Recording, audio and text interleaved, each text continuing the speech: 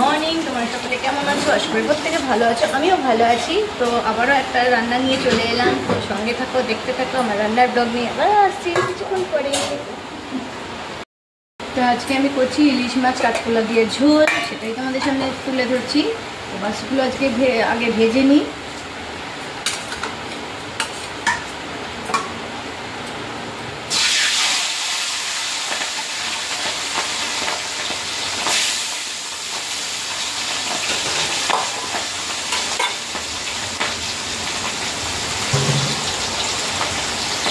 মাছগুলো ভেজে নিই, তারপরে আবার আসছি।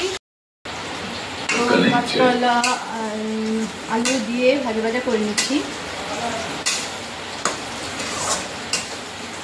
আমি সবসময় রান্না করি, যখনই আমি গরম জলে রান্না করি তাতে টেস্টটা ভালো হয়, স্বাদটা খুব ভালো আসে। তো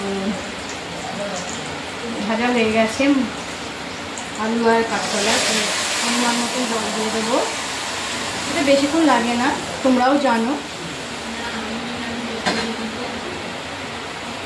এই মাছের ঝোলটা আমি আমার বড় মাইমার থেকে শিখেছি, মানে আমার নিজের বড় মামি।